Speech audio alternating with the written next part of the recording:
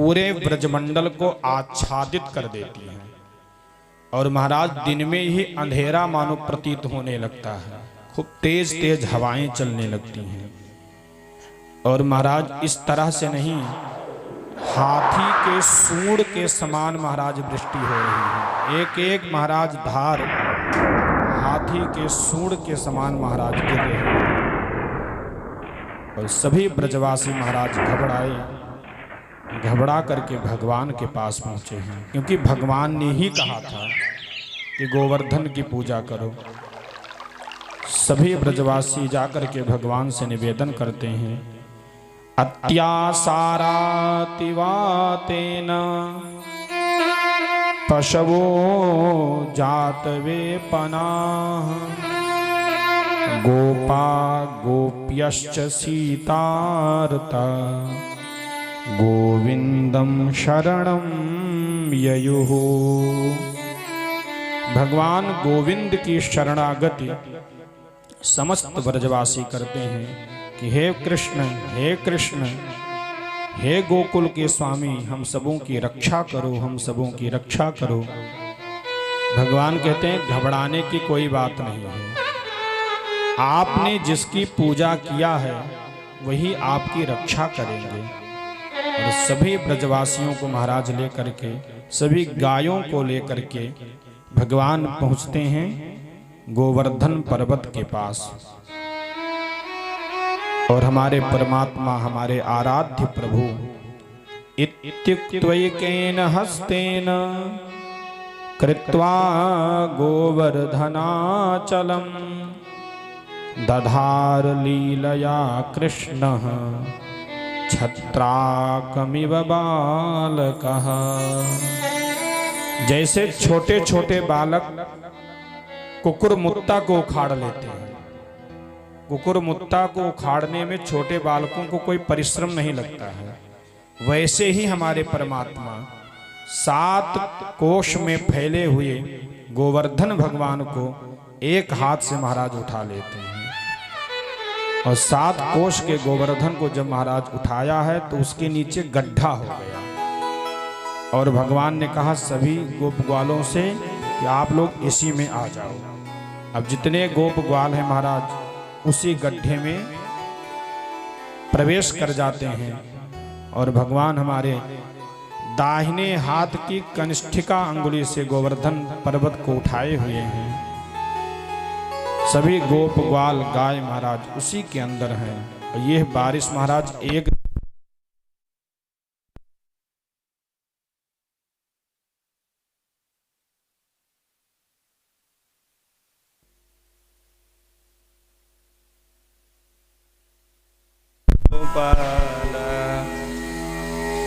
महाराज, यह वृष्टि एक दिन तक नहीं हुई, 7 दिनों तक इसी प्रकार से वृष्टि हुई। और भगवान ने सुदर्शन चक्र को आदेश दे दिया कि तुम इतनी तीव्र गति से चलो, इतनी तेज गति से चलो कि एक भी बूंद ब्रजमंडल में गिरना नहीं चाहिए। ये सुदर्शन भगवान महाराज कोई साधारण नहीं है। सुदर्शन भगवान में महाराज 1000 अर है जिससे काटा जाता है। और एक एक अर में करोड़ों करोड़ों सूर्य के समान महाराज ताप है, गर्मी है। सुदर्शन महाज्वाला कोटि सूर्य समप्रभा अज्ञानांधस्य मे देव विष्णोर्मार्गं प्रदर्शय। भगवान ने सुदर्शन चक्र को आदेश दिया, इतनी तीव्र गति से चलो कि एक भी बूंद ब्रजमंडल में गिरना नहीं चाहिए। भगवान का आदेश पाकर के सुदर्शन भगवान पूरे ब्रजमंडल का चक्कर लगाने लगे। और महाराज जो भी बूंद गिरता है सुदर्शन भगवान के ऊपर गिरता है, इतना ताप है, इतनी गर्मी है सुदर्शन भगवान में कि वो जल महाराज जल करके खत्म हो जाता है। इधर सभी गोपग्वाल गोवर्धन पर्वत के नीचे हैं और सभी सुरक्षित अपने आप को पा रहे हैं। और जब महाराज कुछ दिन बीता 7 दिन होने में 2 दिन शेष है। तो सभी गोपों ने कहा, लाला अब तो थक गया होगा, 5 दिनों से इस पर्वत को तो उठाए खड़ा है, तुझे थका लग गई होगी, तो थोड़ी देर तो विश्राम कर ले और हम सभी गोपग्वाल अपने अपने लठ से इस पर्वत को उठा लेंगे और तू थोड़ी देर विश्राम कर ले। भगवान ने कहा, नहीं गोपग्वाल, इसको तुम लोग उठा नहीं सकते हो। गोपग्वालों ने कहा, तू इतना छोटा है और इसको अपनी कनिष्ठिका अंगुली पर उठाया है और हम सभी इतने जन हैं, तो क्या अपने अपने लठ पे नहीं उठा सकते हैं? तुम छोड़ दो। और जैसे महाराज भगवान ने थोड़ा सा ढीला किया, इन सबों ने महाराज अपने अपने लठ को लगाया, तड़ातड़ महाराज सबके लठ टूट गए। सभी गोपग्वालों ने कहा, लाला तेरे अंदर इतना बल कहां से आ गया कि तू इतने बड़े पर्वत को 7 कोश में फैले गोवर्धन पर्वत को केवल कनिष्ठिका अंगुली पर उठा करके खड़े हो, इतना बल कहां से आया? तो भगवान ने कहा कि हे गोपग्वाल, ये इसमें कोई मेरी प्रभुता नहीं है जो तुम लोग टकटकी लगा करके मुझे देख रहे हो। तो तुम लोगों की टकटकी लगा करके देखने से जो तुम सबों का बल है वो मेरे अंदर प्रविष्ट हो रहा है, आ रहा है। तो गोपग्वालों ने कहा, इसीलिए कुछ कमजोरी महसूस हो रही है हम सबों को। भगवान ने कहा, कुछ माखन को बल बढ़ो, जो तुम सबों ने माखन खिलाया है कुछ तो उसका बल है। कुछ माखन को बल बढ़ो, कुछ गोपन करी सहाय, राधा जू की कृपा से गिरिवर लियो उठाए। इसमें कोई मेरी प्रभुता नहीं है, जो तुम सबों ने माखन खिलाया है, तुम सबों का स्नेह मेरे साथ है। और जो महाराज हमेशा बिछड़ी रहती थी, मिलने के लिए कोई न कोई प्रयत्न करना पड़ता था, ऐसी राधा रानी मेरे सामने खड़ी हैं। तो इनकी कृपा से मैंने गोवर्धन पर्वत को उठाया है, इसमें कोई मेरी प्रभुता नहीं है। यही भगवान की भक्त वत्सलता है। महाराज भगवान सब कुछ करते हैं, लेकिन श्रेय हमें आपको देते हैं। यही भगवान की प्रभुता है, यही भगवान की महानता है।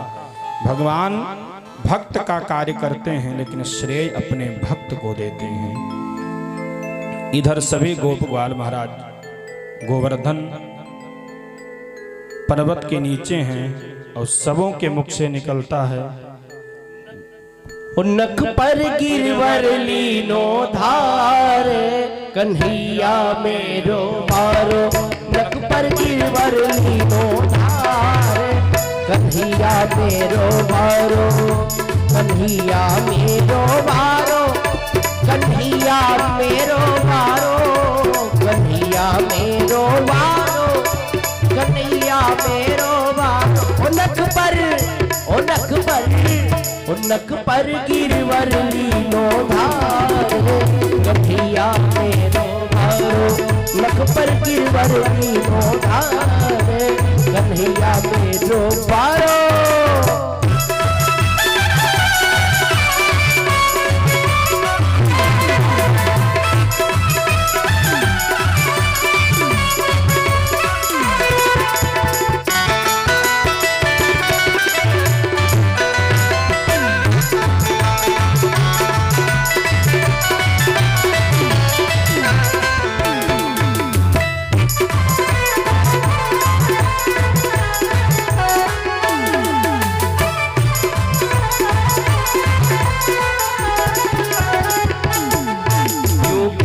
यशोदा मैया सब दौर लगाओ भैया। यूं कहे यशोदा मैया सब जोर लगाओ भैया, यूं कहे यशोदा मैया, सब जोर लगाओ भैया। अरिया कस झेले भारे, कन्हैया मेरो बारो, अरिया कस झेले भारे, कन्हैया मेरो बारो। नख पर गिरवर लीनो भारे, कन्हैया मेरो बारो।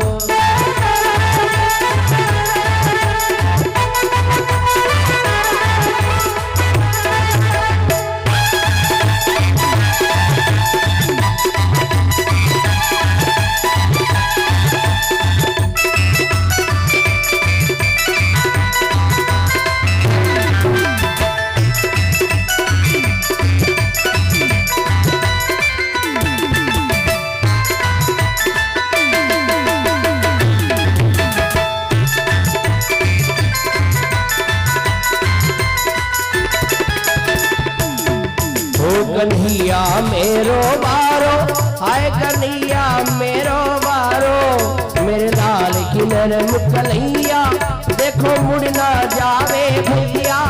मेरे लाल की नरम कन्हैया, देखो मुड़ ना जावे भैया। मेरो लाल की नरम कन्हैया, देखो मुड़ ना जावे भैया। हरि गिरवर भार अपारे, कन्हैया मेरो भारो, हरि गिरवर भार अपारे, कन्हैया मेरो बारो, कन्हैया मेरो बारो, हाय कन्हैया मेरो बारो, कन्हैया मेरो बारो, कन्हैया मेरो बारो। नख पर गिरवर लीनो भारे, कन्हैया मेरो बारो, नख पर गिरवर लीनो भारे, कन्हैया मेरो बारो।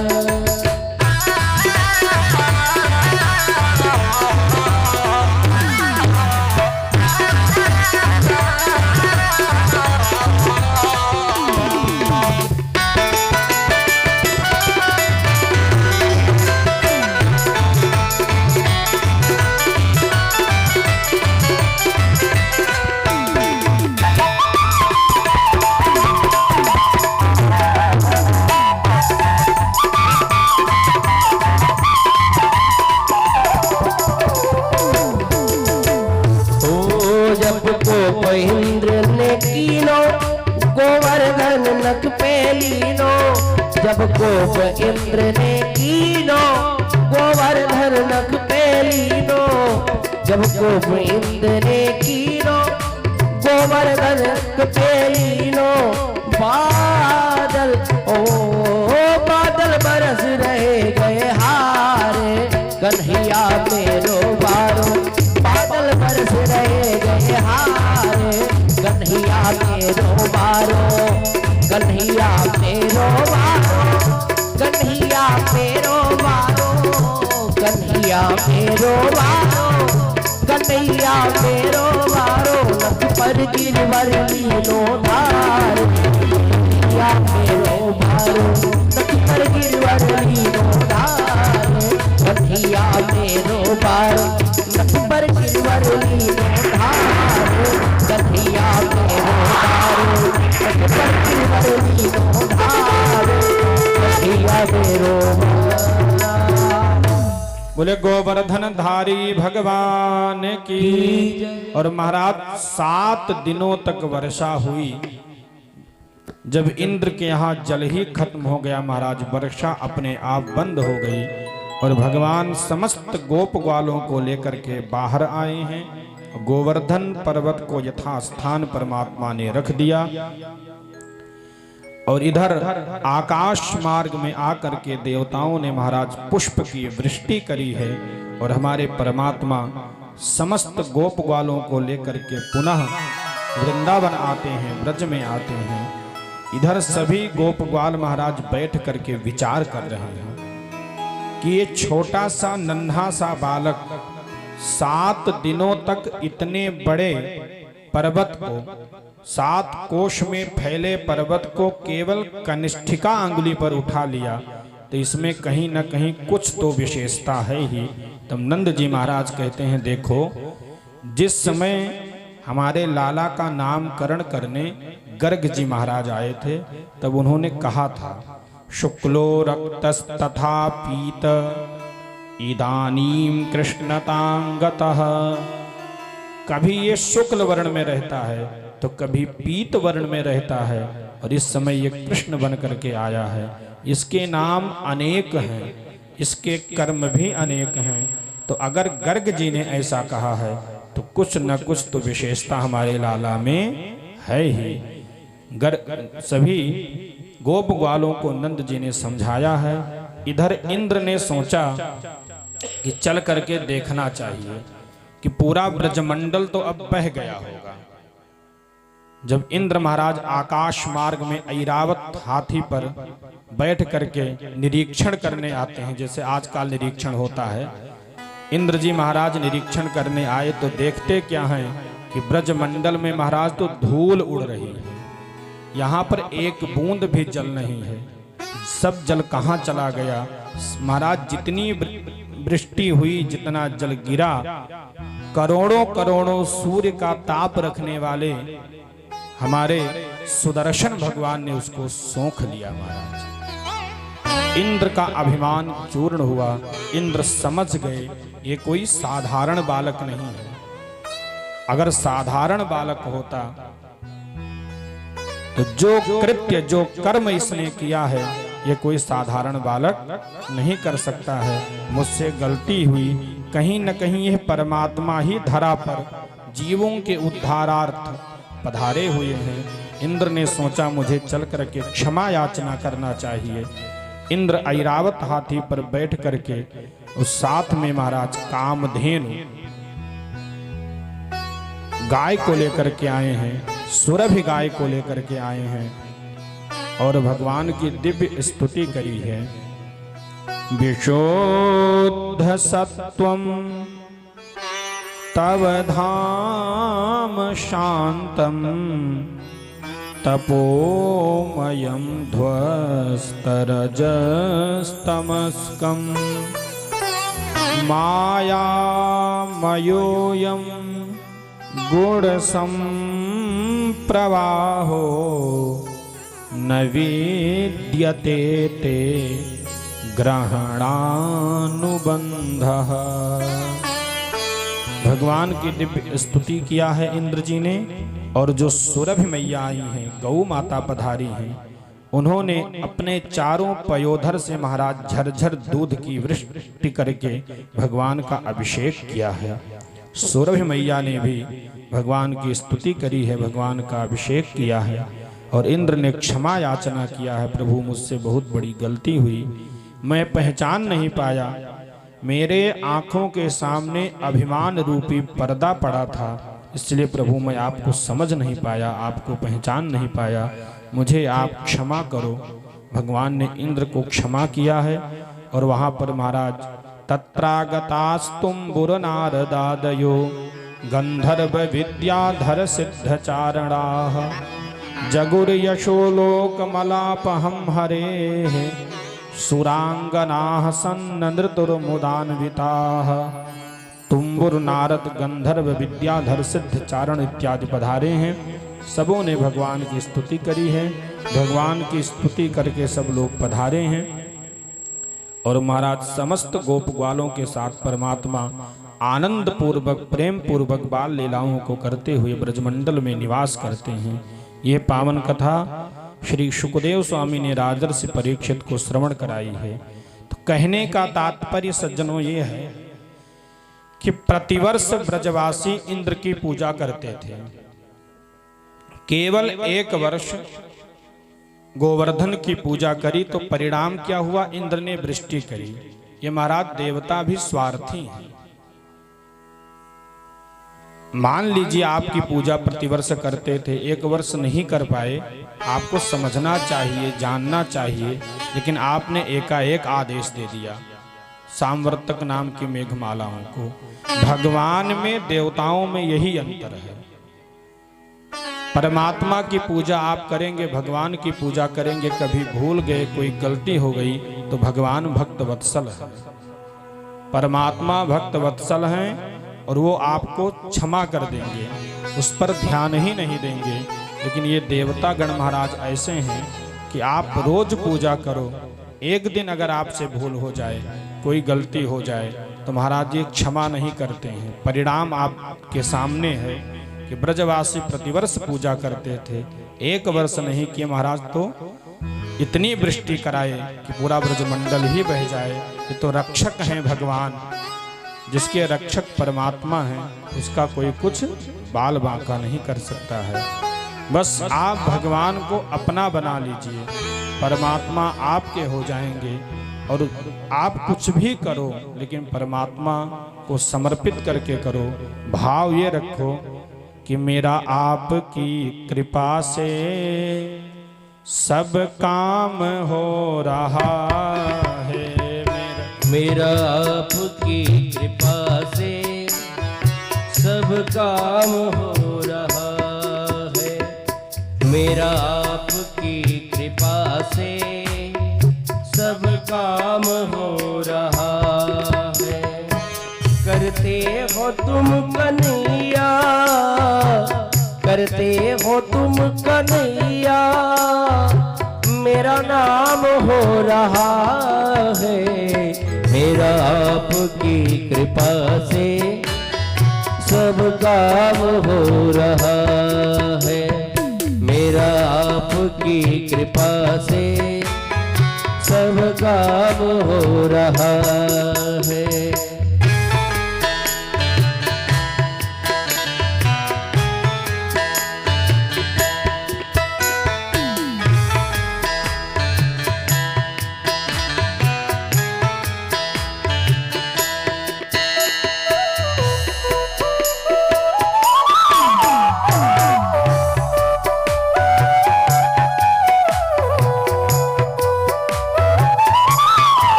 पतवार के बिना ही मेरी नाव चल रही है। पतवार के बिना ही मेरी नाव चल रही है। हैरान है जमाना, मंजिल भी मिल रही है। हैरान है जमाना, मंजिल भी मिल रही है।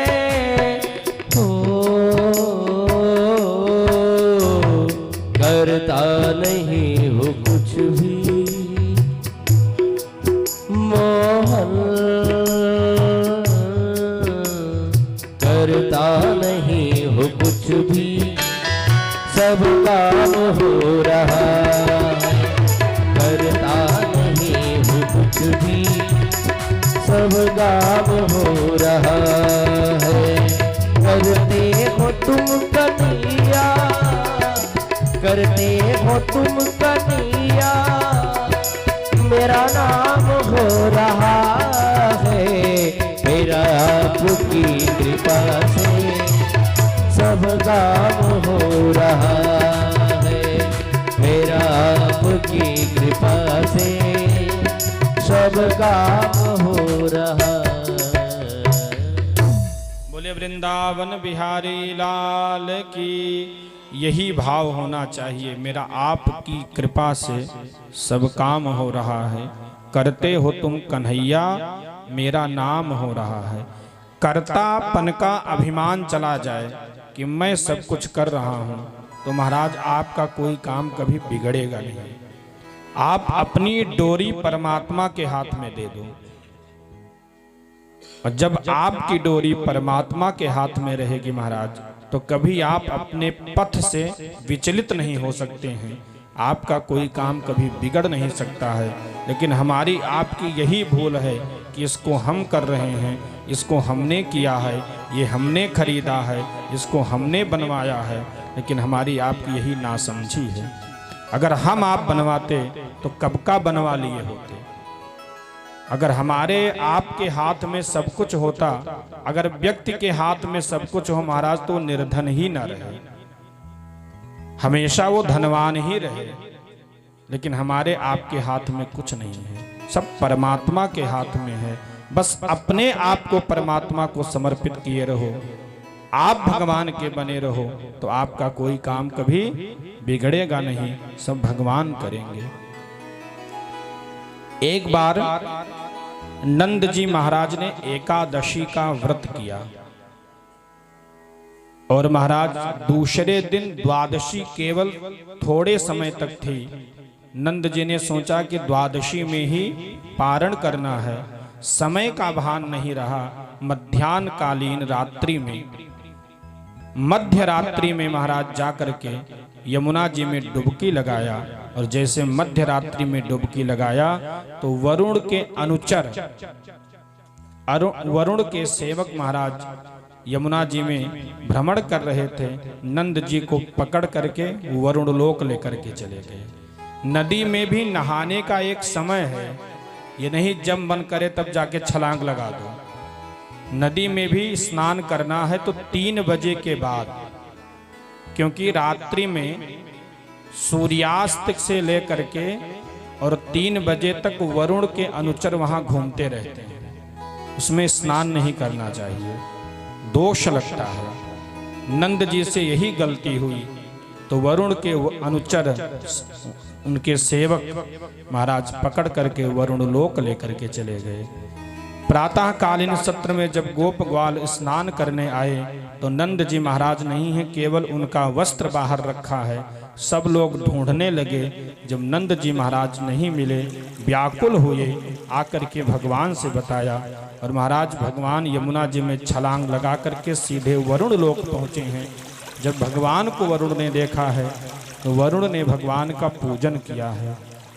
अद्य मे निभृतो देहो दैवार्थोऽधिगतः प्रभो त्वत्पाद भाजो भगवन् नवापुः पारमध्वनः। वरुण ने कहा, मेरा जीवन आज धन्य हो गया कि आपका चरण रज मेरे वरुण लोक में पड़ गया। ये संपूर्ण वरुण लोक आज कृतकृत्य अपने आप को समझ रहा है। आपका दर्शन हुआ प्रभु, आप आदेश करें। आपने आने का कष्ट क्यों किया? आप आदेश करते तो यह वरुण आपकी सेवा में आ जाता। भगवान ने कहा, वरुण तुम हमारे पिताजी को पकड़ करके लाए हो। और महाराज जा करके देखते हैं भगवान, तो वरुण पाश में बंधे हुए नंद जी एक किनारे पड़े हैं। जब वरुण ने देखा और वरुण ने जाना कि ये भगवान के पिता हैं, महाराज खोल करके और भगवान से क्षमा याचना करी। और वरुण ने कहा, प्रभु ये कहीं न कहीं परमात्मा की ही कृपा है, आपकी ही कृपा है। अगर आपके पिता नहीं आते, आपके पिता को बांध करके हमारे अनुचर नहीं लेकर के आते, तो आज आपका दर्शन नहीं होता। ये भगवान की कृपा ही रही, आपकी कृपा ही रही, आपका चरण रज हमारे वरुण लोक में पड़ा। इधर जब भगवान नंद जी को लेकर के आते हैं और नंद जी महाराज आकर के बताए कि लाला का जो स्वागत हुआ वरुण लोक में, हम तो एक किनारे बंधे पड़े थे और लाला का पूजन हो रहा था। ये लाला कोई साधारण नहीं है, ये लाला साक्षात भगवान है।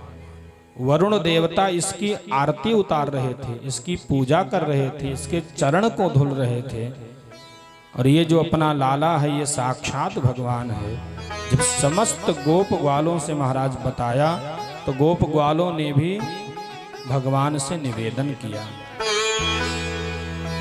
कि लाला यदि तू भगवान है तो मुझे अपने वैकुंठ लोक का दर्शन करा दे। हम सब आपके वैकुंठ लोक का दर्शन करना चाहते हैं। समस्त गोप ग्वालों ने महाराज जब निवेदन किया तो भगवान ने कहा, देखो अगर हमारे वैकुंठ लोक को जाना चाहते हो तो आप लोग जाओ यमुना जी में डुबकी लगाओ। और जैसे महाराज समस्त गोप ग्वालों ने डुबकी लगाया और सब डुबकी लगाए यमुना जी में और पहुंच गए वैकुंठ लोक। और जितने गोप ग्वाल हैं महाराज सब वैकुंठ लोक में पहुंचे हैं। वहां वैकुंठ लोक के पार्षद महाराज द्वार पर खड़े हैं, जैसे प्रवेश करना चाहे वैकुंठ लोक के पार्षदों ने रोक दिया कि अंदर नहीं जा सकते हो। यहाँ सबका जाना वर्जित है। उधर गोप ग्वालों ने देखा महाराज नाग पर्यंक पर सभ्यम पादम प्रसार्याश्रित दुरितहरम दक्षिणं कुंच इत्वा जानुन्याधाय सव्ये तरमितर भुजन्नाग भोगे निधाय पश्चात् बाहुद्वयेन प्रतिभट शमने धारयन् शंख चक्रे देवीं भूषादिजुष्टो जनयतु जगतां शर्म वैकुंठनाथः। नाग पर्यंक पर हमारे वैकुंठनाथ भगवान, जिनकी दो पत्नियां श्रीदेवी और भूदेवी, भगवान के हाथ में शंख चक्र गदा पद्म सुशोभित हो रहा है और सभी देवी देवतागण भगवान की स्तुति कर रहे हैं। सभी गोप ग्वालों ने देखा कि अभी मेरा लाला देखेगा तो मुझे बुला लेगा, क्योंकि ये जो नाग पर्यंक पर लेटा हुआ है, इसका जो मुखाकृति है ये मेरे लाला की तरह से है, ये लाला ही है, अभी हम सबों को देखेगा तो बुला लेगा। लेकिन महाराज भगवान उन गोप ग्वालों को देख ही नहीं रहे और गोप ग्वाल महाराज अंदर जाने का प्रयास करते हैं, दूर से परमात्मा को देखते हैं, लेकिन भगवान उनके तरफ नहीं देख रहे हैं। जब छटपटाहट हुई कि मुझे लाला से मिलना है, मुझे लाला से मिलना है, तब भगवान की माया से महाराज सभी यमुना जी से महाराज बाहर निकले। जब बाहर निकल करके भगवान ने कहा, तुमने वैकुंठ लोक को देखा, तुम सबों ने वैकुंठ लोक का दर्शन किया। गोप ग्वालों ने कहा, लाला मुझे आपके इस वैकुंठ की कोई जरूरत नहीं है। जिस वैकुंठ में हमारा परमात्मा हमसे दूर हो जाए, जिस वैकुंठ में हमारा परमात्मा हमसे दूर बैठा रहे, उससे मिलने के लिए हम छटपटाते रहें, ऐसे वैकुंठ की मुझे कोई जरूरत नहीं है। मेरे लिए तो ये वृंदावन ही वैकुंठ है, जहाँ मेरा लाला, मेरा भगवान मेरे साथ खेलता है, हम सबों को आनंद देता है। अब हम सबों को वैकुंठ लोक नहीं जाना है। ये पावन कथा सुखदेव स्वामी ने राजर्षि परीक्षित को श्रवण कराई है। अब महाराज हम लोग रास लीला में प्रवेश करेंगे, रास पंचाध्यायी में प्रवेश करेंगे। भगवान पिता रात्रि शरदोत्फुल्ल मल्लिका वीक्षरन्तुं मनश्चक्रे योगमायामुपाश्रितः। शरद पूर्णिमा, आश्विन शुक्ल पक्ष पूर्णिमा तिथि, और महाराज उस तिथि में चंद्रमा पूर्ण दर्शन दे रहे हैं और महाराज चंद्रमा की छटा से पूरा वातावरण आप्लावित हो रहा है और नभ मंडल में महाराज सुंदर सुंदर तारे सुशोभित हो रहे हैं। और ऐसे समय में हमारे परमात्मा ने वेणुवादन किया है। निशम्य गीतं तदनंगवर्धनम व्रजस्त्रियः कृष्ण गृहीतमानसाः आजग्मुरन्योन्यमलक्षितोद्यमाः सयत्र कांतो जवलोलकुंडलाः। हमारे परमात्मा ने वेणुवादन किया, बंशी बजाया। रात्रि में हमारे भगवान ने वेणुवादन किया है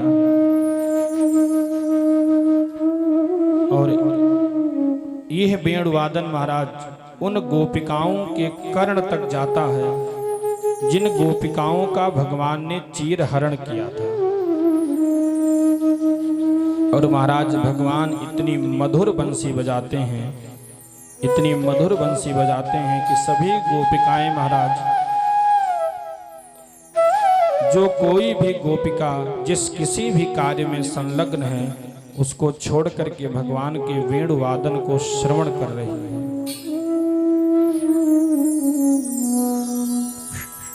वेदव्यास जी महाराज लिखते हैं, दुहवंत्यो भी ययुः काश्चिद दोहम हित्वा समुत्सुकाः पयोधिश्रित्य संयाव मनुद्वास्या पराययुः।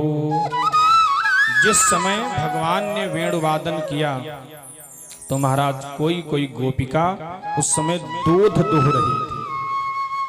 तो जैसे वेणुवादन को सुना महाराज,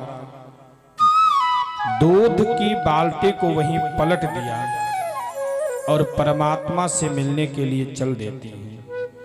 और महाराज कोई गोपिका अपने आंखों में काजल लगा रही थी और भगवान ने जैसे वेणुवादन किया तो एक आंख में काजल लगा है, तब तक बंसी की आवाज कान में पड़ी तो महाराज काजल को वहीं रख करके और परमात्मा से मिलने के लिए चल देती हैं।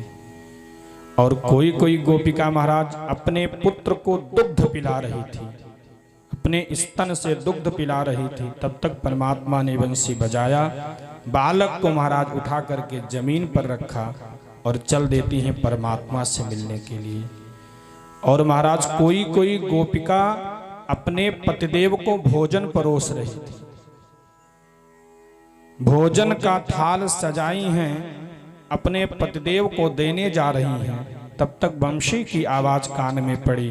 भोजन का थाल महाराज जहां का था वहीं पर रख करके और परमात्मा से मिलने के लिए चल देती हैं। और महाराज कोई गोपिका अपना श्रृंगार कर रही थी तो एक कान में महाराज, एक कान में कुंडल को पहना है, तब तक भगवान ने बंशी बजाया तो दूसरे कान का कुंडल वहीं रख करके सोचती है, अगर दूसरे कान में कुंडल पहनूंगी तो विलंब हो जाएगा, मेरे पहुंचने में विलंब हो जाएगा, कहीं परमात्मा के दर्शन से मैं वंचित न रह जाऊं, इसलिए महाराज वहीं कुंडल रख करके चल देती है। सभी गोपिकाएं महाराज भाग रही हैं, किससे मिलने के लिए? परमात्मा से मिलने के लिए। रात्रि का समय है, हमारे भगवान अकेले ऐसे एकांत स्थल पर हैं जहां महाराज वहां कोई नहीं है, केवल भगवान हैं।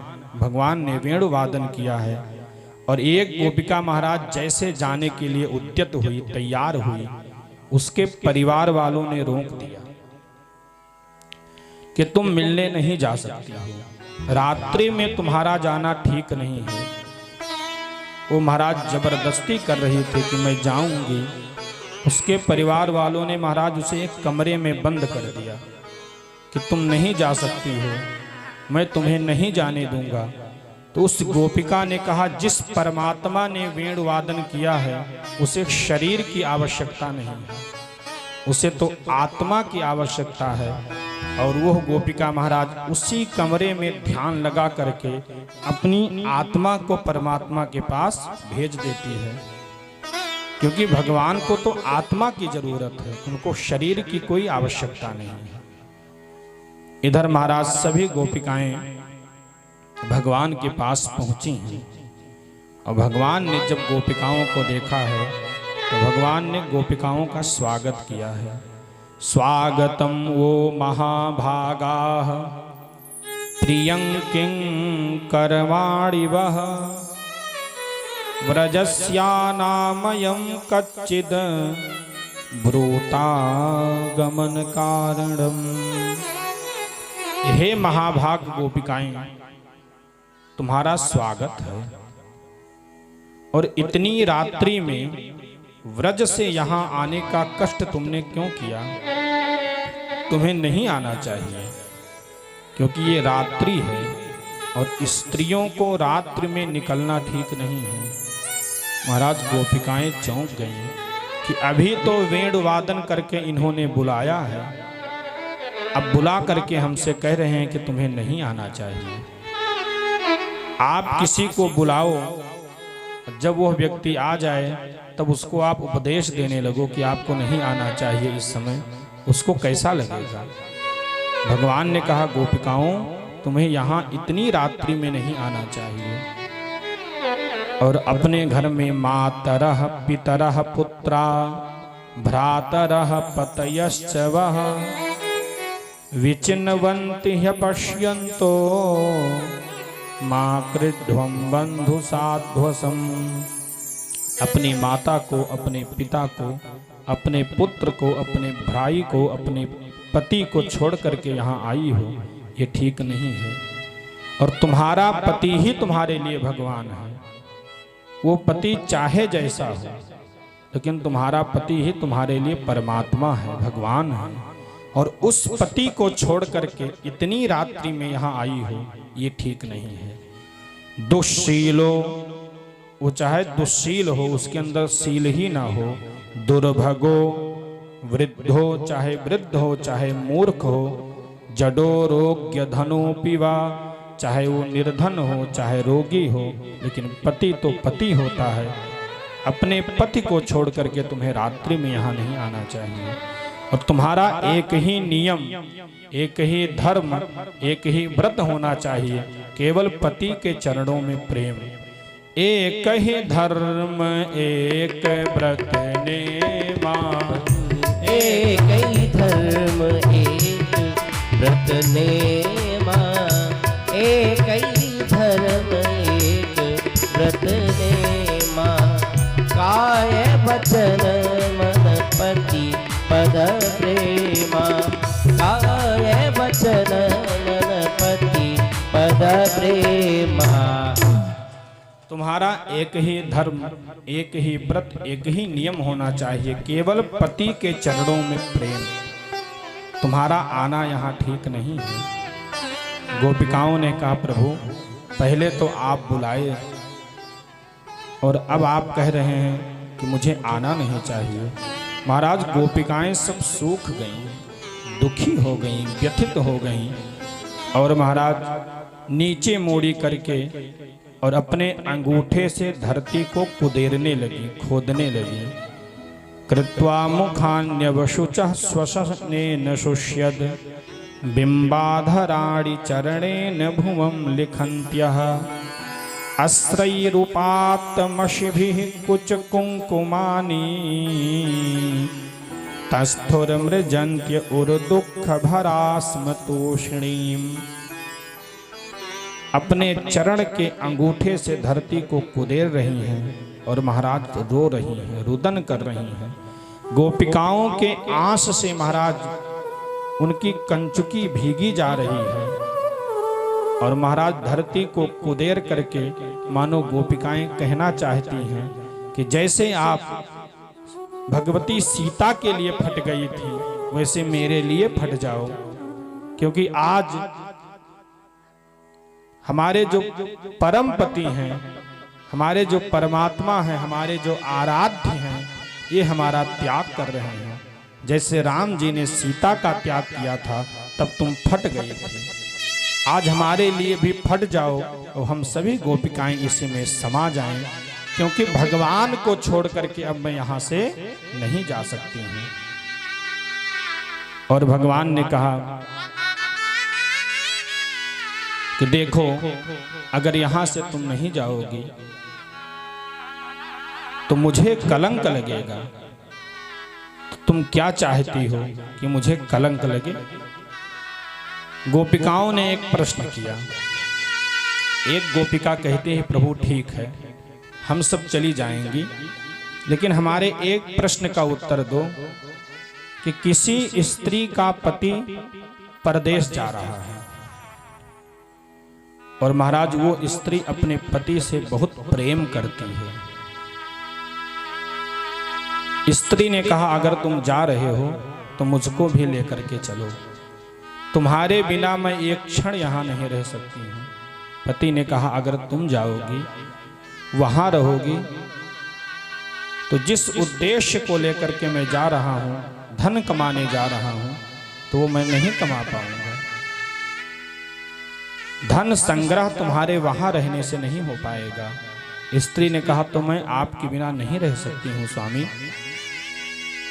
तो उस पति ने अपना एक फोटो उस स्त्री को दिया कि जब तक मैं नहीं आता हूं तब तक तुम्हें जब मेरी याद आए तो इस फोटो का पूजन कर लेना, इस फोटो को देख लेना, इस फोटो के ऊपर चंदन लगा देना।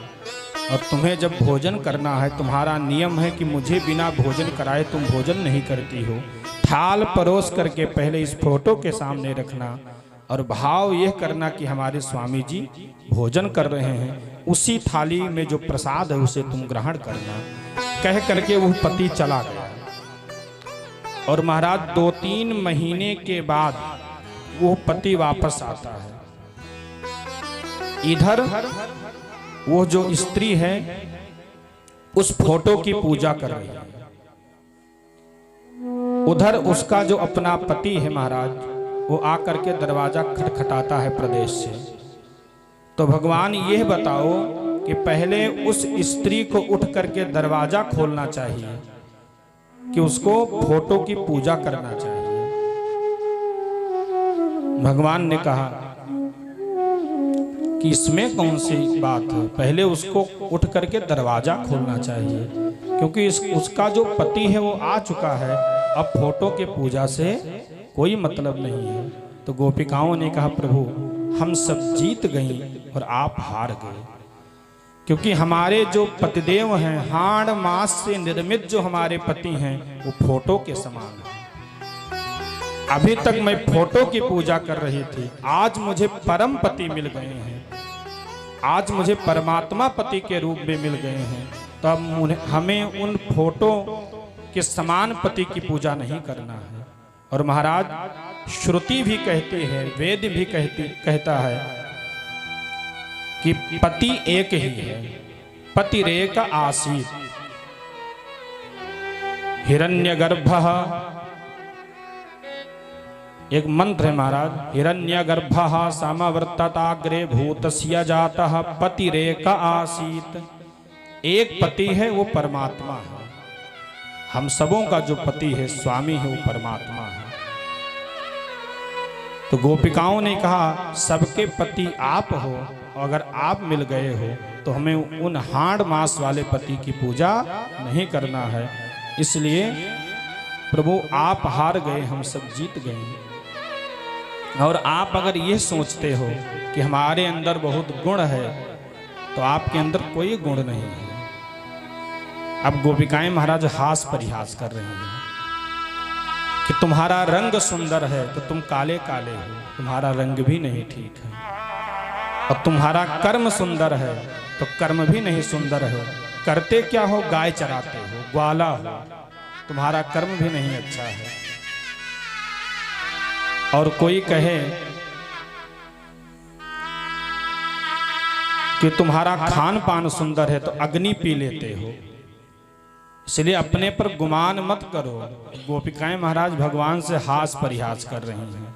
और गोपिकाएं कहती हैं मैवं विभोरहति भवान गदितुं नृशंसं संत्यज्य सर्व विषयांस्तव पादमूलम् भक्ता भजस्व दुर्वग्रहमात्यजास्मान् देवो यथादि पुरुषो भजते मुमुक्षून्। हे प्रभु, हे नारायण, हे स्वामी, संत्यज्य सर्व विषयांस्तव पादमूलम्, हम सबों ने समस्त विषयों का, समस्त सुखों का त्याग कर दिया है। किस लिए? कि आपका चरण कमल मिले।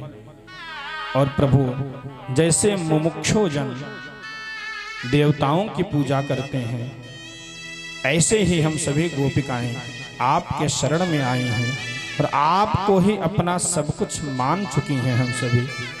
इसलिए आप हम सबों को यहाँ से विदा न करें। महाराज भगवान प्रसन्न हो गए। भगवान उन गोपिकाओं की शिक्षा ले रहे थे, भगवान प्रसन्न हो गए और महाराज गोपिकाओं के साथ रास करने का भगवान ने मन बनाया है। इधर कैलाश की क्या स्थिति है? कैलाश में भगवती पार्वती मैया अपना श्रृंगार कर रही हैं। भोले बाबा पहुंचे। भोले बाबा ने पूछा देवी कहाँ जा रही हो? इतना सज धज करके तुम कहां जा रही हो? पार्वती मैया ने कहा, प्रभु आज भगवान श्याम सुंदर ब्रजमंडल में गोपिकाओं के साथ रास रचाएंगे। उस रास में सम्मिलित होने के लिए मैं जा रही हूं। भोले बाबा ने कहा, अगर तुम जा रही हो तो मुझको भी साथ में ले चलो, मैं भी रास का दर्शन करूंगा। पार्वती मैया ने कहा, प्रभु वहां पर पुरुषों का जाना वर्जित है, वहां केवल स्त्रियों का प्रवेश है, इसलिए आप मत चलो। भोले बाबा ने कहा कि अगर आप चाहो तो मेरा प्रवेश हो सकता है, आप मुझे अपने समान स्त्री बना दो, मेरा भी श्रृंगार कर दो, तो मैं भी तुम्हारे साथ ब्रजमंडल में रास देखने चलूंगा। एक दिन वो भोले भंडारी बन के ब्रज की नारी गोकुल में आ गई है, वृंदावन आ गई है। एक बार भोले भंडारी बन के ब्रज की नारी वृंदावन आ गई है, वृंदावन आ गई है। पार्वती जी मना के हारी, ना माने त्रिपुरारी, वृंदावन आ गई है, वृंदावन आ गई है।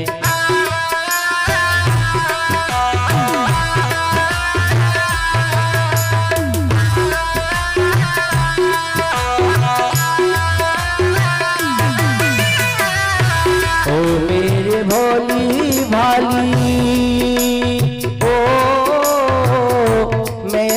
चलूंगा तेरे साथ में, तेरे साथ में।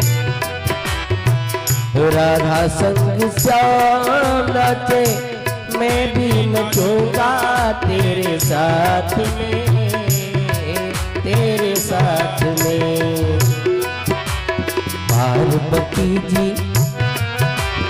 पार्वती जी मना के हारी, ना माने त्रिपुरारी, वृंदावन आ गई है, वृंदावन आ गई है, वृंदावन आ गए हैं, वृंदावन आ गए हैं।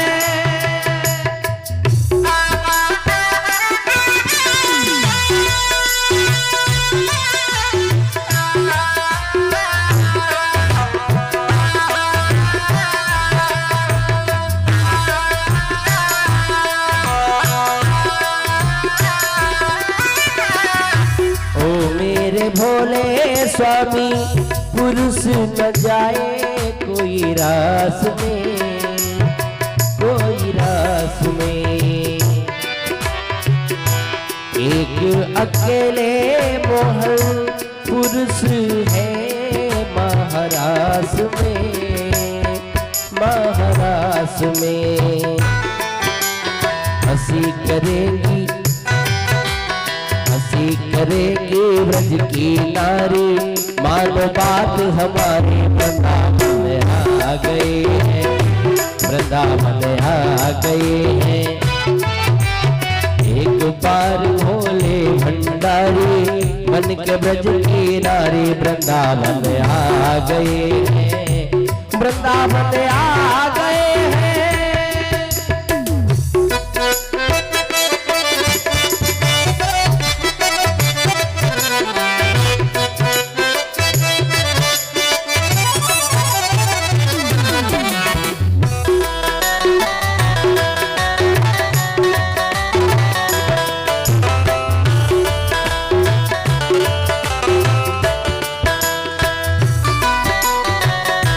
देखा मोहन ने,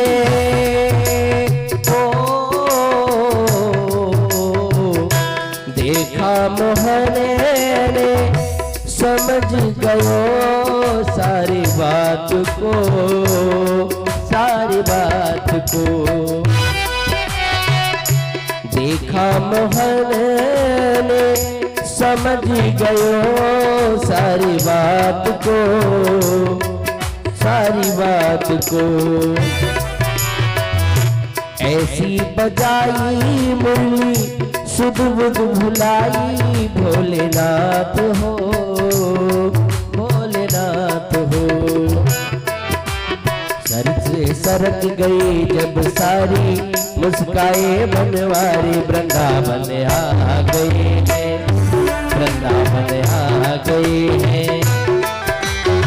एक बार भोले भंडारी बन के ब्रज की नारी, वृंदावन आ गए हैं, वृंदावन आ गए हैं। पार्वती की मना के हारी ना माने त्रिपुरारी, वृंदावन आ गए हैं, वृंदावन आ गए हैं, वृंदावन आ गए हैं, वृंदावन आ गए हैं। एक बार भोले भंडारी, एक बार भोले भंडारी बन के ब्रज की नारी, वृंदावन आ गए हैं, वृंदावन आ गए हैं, वृंदावन आ गए हैं, वृंदावन आ गए हैं, वृंदावन आ गए हैं, वृंदावन आ गए हैं। बोले भूत भावन भोलेनाथ भगवान की। पार्वती मैया के संग में स्त्री का रूप बना करके भोले बाबा रास में प्रवेश करते हैं। और महाराज भगवान ने जब भोले बाबा को देखा, भगवान समझ गए कि ये कोई और नहीं है, जो पहलवान वाली चाल की गोपी है, ये कैलाश से ही आई है। और भगवान ने सोचा कि देखना चाहिए, घूंघट उठाना चाहिए। जैसे महाराज घूंघट उठाने का प्रयास किया, भोले बाबा ने घूंघट को अपने हाथ से दाब लिया और भगवान नहीं माने। जैसे महाराज घूंघट को उठाया, भोले बाबा को देखा, भोले बाबा ने परमात्मा को देखा। महाराज भगवान हंसने लगे। भोले बाबा ने कहा, प्रभु राज को राज ही रहने दो, ये कोई और न जान पाए। भक्त भगवान के बीच की बात है तो केवल हम आप जाने। इधर कामदेव ने सोचा कि सबों के ऊपर मेरा प्रभाव था, लेकिन इनके ऊपर मेरा प्रभाव नहीं पड़ा था। आज ऐसा लग रहा है कि ये भी काम के वशीभूत हो गए हैं। कामदेव ही महाराज कमर कस के वहां आ जाता है कि आज भगवान को भी दिखा देना है कि हमारे अंदर कितनी ताकत है। इधर उन गोपिकाओं के साथ भगवान रास प्रारंभ करते हैं। बाहु प्रसार परिरंभ कराल कोरु, नीवी स्तनाल भन नर्म नखाग्रपातैहि, श्वेल्यावलोक हसितैर्व्रज सुंदरीणाम्, उत्तम्भयन् रतिपतिं रमयाञ्चकार। अब महाराज भगवान बाहों को फैला करके उन गोपिकाओं को अपने हृदय से लगाते हैं। रास प्रारंभ हुआ है। महाराज वो गोपिकाएं रास के मध्य में तांबूल खाती हैं, पान खाती हैं। और जब महाराज पान को कूच लेती हैं तो परमात्मा अपने हाथ में उनकी पान को लेकर के दूर फेंकते हैं ले जा करके। और महाराज गोपिकाओं को आनंद देने लगे भगवान। गोपिकाओं को अभिमान आ गया कि भगवान हमारे वशीभूत हैं। हमारे अंदर जो सुंदरता है उस सुंदरता के वशीभूत ये भगवान हो गए हैं। गोपिकाओं को अभिमान आया और भगवान को सब कुछ पसंद है, लेकिन आपका अभिमान परमात्मा को नहीं पसंद है। आप कोई भी हो, अगर आपको अभिमान आया है, आप कितनी भी पूजा करते हैं, अगर आपको घमंड आया, अभिमान आया, तो परमात्मा आपसे दूर चला जाएगा। जैसे महाराज गोपिकाओं को अभिमान आया, तासाम तत् सौभग मदम। अभिमान किसका आया? सौभग मदम, अपने सुंदरता का मद आया। वीक्षमानंच केशवः प्रशमाय प्रसादाय तत्रैवान्तरधीयत। भगवान ने जैसे देखा कि इन गोपिकाओं को अपने सौभाग्य का, अपने सुंदरता का अभिमान आया है, भगवान वहां से अंतर ध्यान हो गए। तत्रैवांतर धीयता, वहां से परमात्मा अंतर ध्यान हो जाते हैं। और जैसे महाराज अंतर ध्यान हुए, उन समस्त गोपिकाओं ने अपने मध्य में परमात्मा को नहीं देखा। जिस परमात्मा से सुखानुभूति कर रही थी, ऐसे परमात्मा को जैसे महाराज नहीं देखा। गोपिकाएं छटपटाने लगी। जैसे किसी मछली को महाराज जल से निकाल दो तो छटपटाती है, ऐसे समस्त गोपिकाएं महाराज छटपटाने लगी। और भगवान के बिना महाराज वो गोपिकाएं एक क्षण नहीं रह सकती थीं। सभी गोपिकाएं भगवान को ढूंढती हैं। दृष्टो वह कच्चिदश्वत्थ प्लक्षण क्रोधनो मनः नंद सूनुर्गतो हृत्वा प्रेम हासावलोकनैः। जैसे भगवान रामभद्र भगवती जगत जननी सीता मैया की खोज कर रहे थे, तो किससे किससे पूछते थे? हे खग मृग हे मधुकर श्रेणी, हे खग मृग हे मधुकर श्रेणी, हे खग मृग हे मधुकर श्रेणी, तुम देखी सीता मृग नैनी, तुम देखी सीता मृग नैनी। उसी प्रकार समस्त गोपिकाएं भगवान का खोज करती हैं। और किससे किससे पूछती हैं? अश्वत्थ यानी पीपल के वृक्ष से पूछती हैं, और महाराज गोलर के वृक्ष से पूछती हैं, पलाश के वृक्ष से पूछती हैं, लेकिन कोई नहीं बता रहा है। तो सभी गोपिकाएं महाराज पहुंची हैं तुलसी के वृक्ष के पास। और गोपिकाओं ने कहा, कच्चित तुलसी कल्याणी गोविंद चरण प्रिय सह त्वालिकुलैर बिभ्रत दृष्टस्तेति प्रियोच्युतः। हे तुलसी, तुम तो गोविंद के चरण कमल में रहने वाली हो, तुम्हारे बिना हमारे परमात्मा एक क्षण नहीं रह सकते हैं। क्या तुमने हमारे भगवान को देखा है? और महाराज जैसे गोपिकाओं ने पूछा तो थोड़ी सी हवा चली, तुलसी हिली महाराज। तो उन गोपिकाओं ने कहा, ये हमें क्या बताएगी? ये तो मेरी सवत है, और सवत कभी हमारे स्वामी का पता नहीं बता सकती है, क्योंकि जिसके पास यह रहती है उसी का हम लोग खोज कर रही हैं, तो ये हमें नहीं बता सकती है। आगे बढ़ती है महाराज। और आम का वृक्ष है, जम्बू का वृक्ष है, बिल्व का वृक्ष है, सबों से पूछा है महाराज। जब किसी ने नहीं बताया तो गोपिकाओं को एक उपाय सूझा कि भगवान की लीला किया जाए। अभी तक परमात्मा ने जो लीला किया है उस लीला को किया जाए, तो हो सकता है कि परमात्मा की प्राप्ति हो जाए। तो महाराज भगवान का जब से जन्म हुआ तब से अभी तक परमात्मा ने जो लीला किया था, उन समस्त लीलाओं का अनुकरण करते हुए समस्त गोपिकाएं लीला करती हैं। कस्याश्चित् पूतनायन्त्याः कृष्णायन्त्य पिबत स्तनम तोकायित्वा रुदत्यन्या पदाहं छकटायतीम्। उन्हीं गोपिकाओं में से महाराज कोई गोपिका पूतना बन गई, कोई गोपिका कृष्ण बन करके उनके स्तन का पान करने लगती हैं। और महाराज कोई कोई गोपिका आपस में महाराज दावाग्नि पान करने की लीला करती हैं, बकासुर अघासुर के उद्धार की लीला करती हैं। और एक गोपिका महाराज दुपट्टे को तान करके ऐसे हाथ लगा लिया कि हमने गोवर्धन को उठा लिया है, सभी इसके अंदर चली आओ। यानी परमात्मा की प्राप्ति के लिए भगवान की लीला को साधन बनाया है गोपिकाओं ने। लेकिन भगवान जब नहीं आए महाराज, तो सभी गोपिकाएं रुदन करती हुई भगवान को खोजने के लिए जब आगे बढ़ती हैं, तो भगवान का चरण कमल दिखा, भगवान का चरण बना था।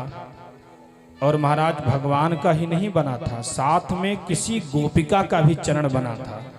तो उस चरण का अनुसरण करते हुए सभी गोपिकाएं आगे बढ़ती हैं और आपस में कहती हैं कि भगवान के साथ भी कोई एक गोपिका गई है, उससे भगवान अत्यधिक प्रेम करते हैं, इसलिए वो उसको साथ में ले गए हैं। जब महाराज आगे बढ़ती हैं, थोड़ी दूर पर जाती हैं तो देखती क्या है कि एक गोपिका महाराज बैठ करके रुदन कर रही है, रो रही है।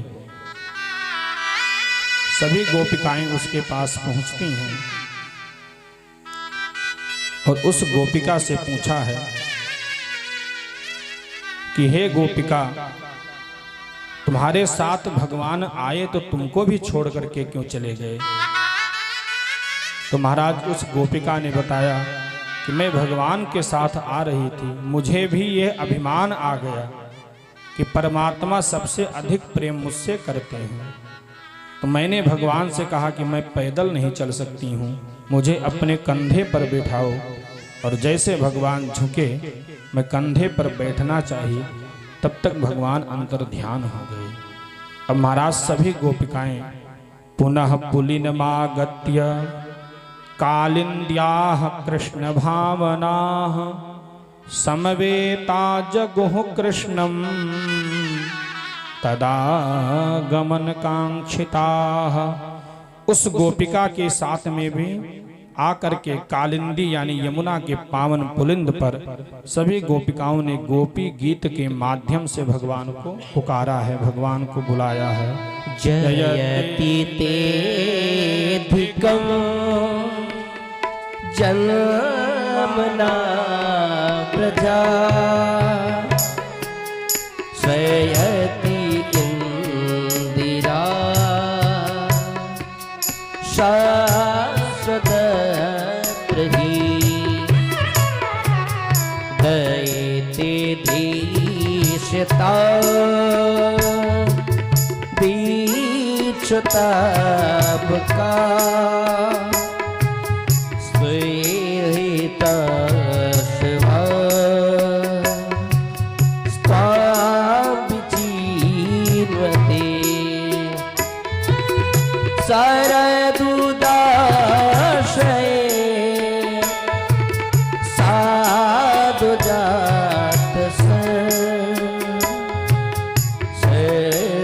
जोदरा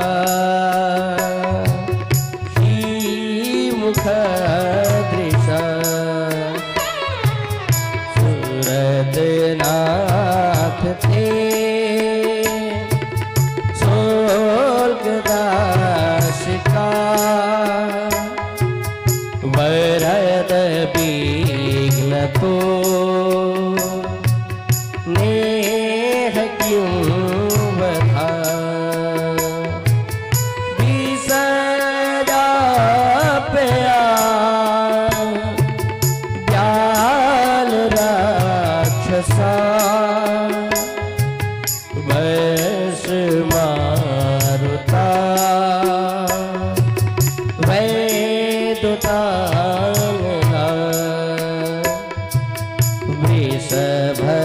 भयात्मजा विश्वतो भया सर्वते वयं राक्षितामो न खलु गोपिका नंदनो भवा अखिल देहिना मंत्रात्मक विसंसादितो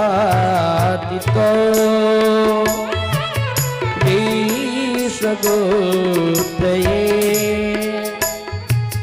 सख उदेवा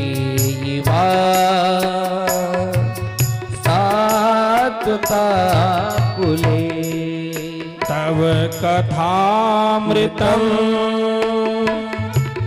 तप्त जीवनम्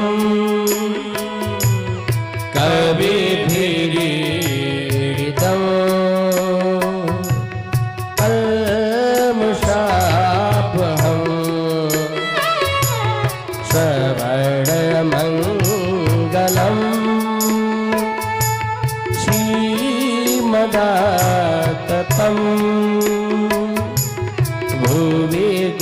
विनंती ते भोरराजना जयति तेधिकं जन्मना व्रजा शयति इंदिरा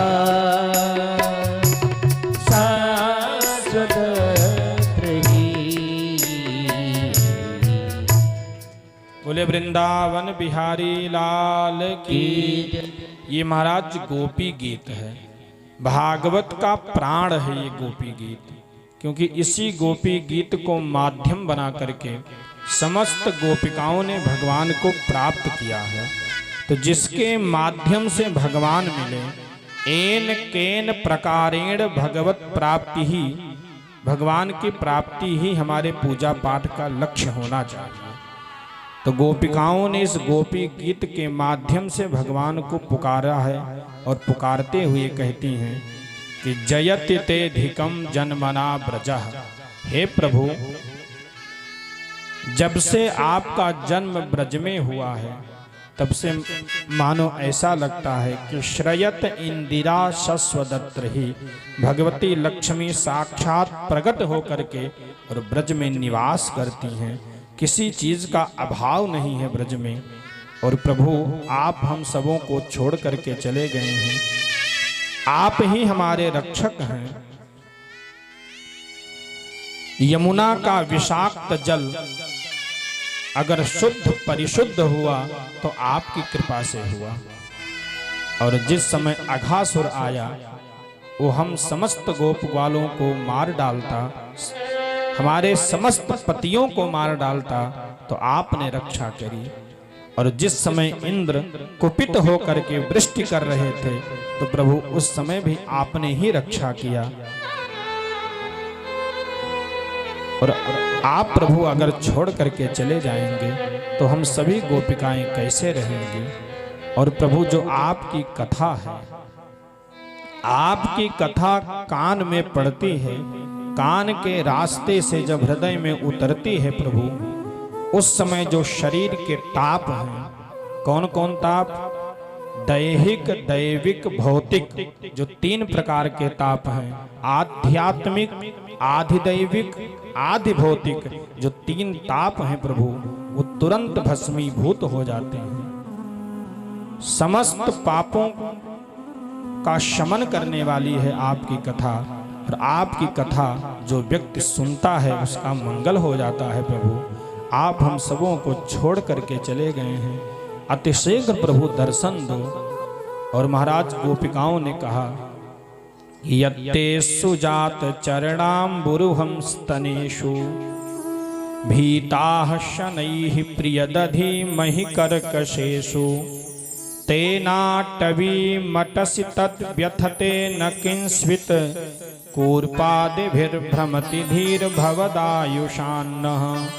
हे प्रभु, हे नारायण, हे आराध्य, हम सभी गोपिकाएं जब आपका ध्यान करती हैं तो उस समय ध्यान करते समय अपने वक्षस्थल पर मलयागिर चंदन का लेप लगा लेती हैं कि हमारा वक्षस्थल अत्यंत कठोर है। और प्रभु, आपका चरण कमल कमल की पंखुड़ियों से भी अधिक कोमल है आपका चरण कमल। और आपका चरण कमल जब अपने हृदय पर पधराती हूँ उस समय अपने हृदय में मलयागिर चंदन का लेप लगाती हूँ, कहीं आपका चरण दुख न जाए, आपके चरण को कष्ट न हो। तो प्रभु, जिस चरण को अपने हृदय पर विराजमान करते हुए हम सब मलयागिर चंदन का लेप लगाती हैं, उसी चरण से आप जंगल में भटक रहे हैं, पहाड़ों पर चल रहे हैं, पत्थरों पर चल रहे हैं, आपको कष्ट होता होगा प्रभु। आप अतिशीघ्र दर्शन प्रदान करें, हम सब आपके बिना एक क्षण नहीं रह सकती हैं। और जैसे महाराज गोपिकाओं ने कहा, और गोपिकाएं महाराज कहते हुए तेज तेज से रोने लगी। रुरुदुः सुस्वरम राजन कृष्ण दर्शन लालसाः। वेद व्यास जी लिखते हैं, रुरुदुः सुस्वरम, रोना भी कहीं स्वर सहित होता है, लेकिन जब भगवान के लिए रोएंगे आप, भगवान के तड़पन में रोएंगे, तो आपका रोना भी सुस्वर हो जाएगा, अच्छे स्वर में हो जाएगा। कब? जब कृष्ण का दर्शन आप चाहेंगे। गोपिकाओं का जो रुदन है भगवान के लिए है, इसीलिए वेद व्यास जी ने लिखा रुरुदुः सुस्वरम। अच्छे स्वर में गोपिकाएं रो रही हैं, क्योंकि वो किसी सांसारिक जनों के लिए नहीं रो रही हैं, भगवान के लिए रो रही हैं। जब भगवान ने विरह वेदना महाराज इस प्रकार से देखा, तो तासामाविर्भूत क्षौरिः स्मयमान मुखाम्बुजः पीताम्बरधरः स्रग्वी साक्षान् मन्मथ मन्मथः। हमारे परमात्मा उन समस्त गोपिकाओं के मध्य में पीताम्बर धारण करके प्रकट हो गए। बोले वृंदावन बिहारी लाल की। और भगवान का दर्शन करके महाराज समस्त गोपिकाएं आह्लादित हो गईं, प्रसन्न हो गईं। और भगवान ने समस्त गोपिकाओं को हृदय से लगाया है। और महाराज कुछ संत जन कहते हैं कि भगवान कहीं गए नहीं थे, भगवान उन्हीं गोपिकाओं के मध्य में थे, बस केवल पीताम्बर का घूंघट दे दिया था, गोपिकाएं पहचान नहीं पा रही थी। और महाराज जैसे घूंघट हटाया भगवान सामने आ गए। संतों के अनेकानेक भाव हैं, जैसे महाराज गोपिकाओं ने भगवान का दर्शन किया है। अब महाराज भगवान महारास करते हैं, गोपिकाओं के संग में परमात्मा महारास करते हैं। कहने का तात्पर्य ये है कि जब आप भगवान के वियोग में रोएंगे, रुदन करेंगे और परमात्मा से मिलन होगा, परमात्मा आपकी हर तरह से परीक्षा ले लेगा, तब आपको अपने हृदय से लगाएगा, तभी आपके साथ परमात्मा नित्य निरंतर वास करेगा। अब महाराज स्थिति ये हुई है, रासोत्सवः संप्रवृत्तो गोपी मंडल मंडितः योगेश्वरेण कृष्णेन तासां मध्ये द्वयोर्द्वयोः। महाराज एक गोपिकाओं के संग में दो भगवान हैं। भगवान रामभद्र जैसे समस्त अयोध्या वासियों से मिलने के लिए एक नहीं अनेक हो गए थे। अनेक रूप रूपाय विष्णवे प्रभ विष्णवे, अनेक रूप परमात्मा ने धारण किया था। अमित रूप प्रगटे त्यहि काला, अमित रूप प्रगटे त्यहि काला, अमित रूप प्रगटे त्यहि काला। जथा जोग मिले सबहि कृपाला, जथा जोग मिले सबहि कृपाला, जथा जोग मिले सबहि कृपाला। और महाराज भगवान एक गोपिकाओं के मध्य में, एक गोपिकाओं के साथ में दो भगवान हैं। और महाराज रास प्रारंभ हुआ है, महारास प्रारंभ हुआ है। सभी देवी देवतागण आकाश मार्ग से आकर के भगवान के इस महारास का दर्शन करते हैं।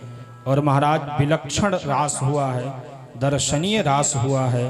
रास रच्यो है, रास रच्यो है, वृंदावन धाम हरि रास रच्यो है, रास रचो है, रास रचो है, यमुना किनारे महारास रचो है, रास रचो है, रास रचो है, यमुना किनारे महारास रचो है।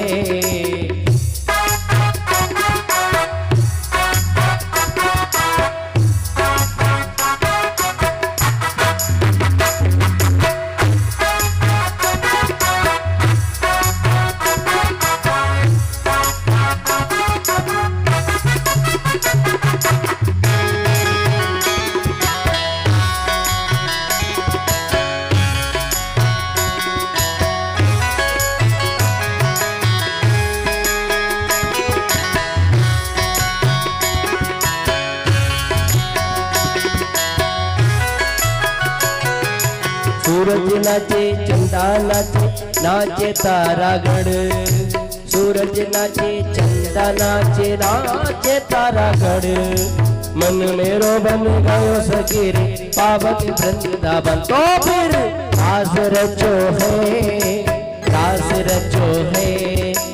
यमुना किनारे महारास रचो है रास रचो है यमुना किनारे महारास रचो है।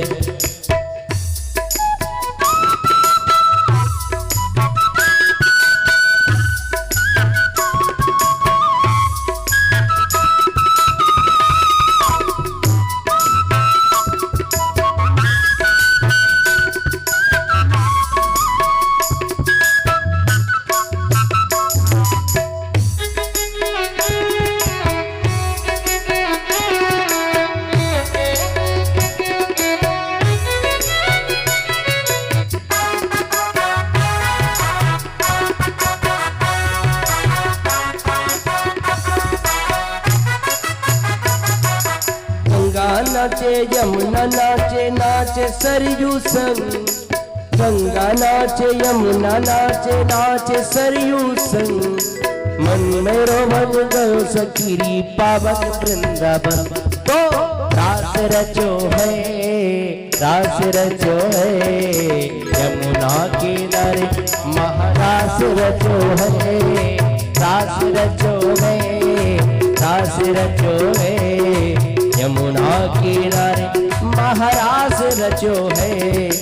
गोकुल में देखो वृंदावन में देखो गोकुल में देखो वृंदावन में देखो मुरली बाजे रे श्याम संग राधा नाचे रे श्याम संग राधा नाचे रे तो रास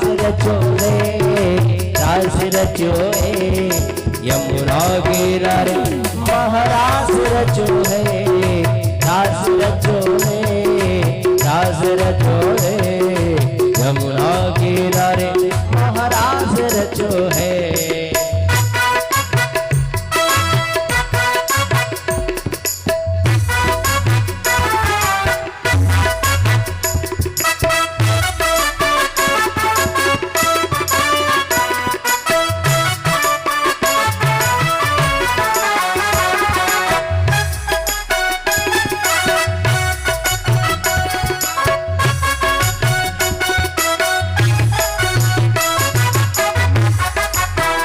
हम नाचे राधा रानी सुन के मीठी मुरलिया हम नाचे राधा रानी सुन के मीठी मुरलिया श्याम छवि पर सब बलिहारी ग्वाल बाल यह गैया श्याम छवि पर सब बलिहारी ग्वाल बाल सब गैया गरज गरज चले रे हमसे मुड़वैया रे मीठे बाजे रे श्याम संग राधा नाचे रे श्याम संग राधा नाचे रे हे रास रचो है यमुना किनारे रास रचो है यमुना किनारे महारास रचो है रास रचो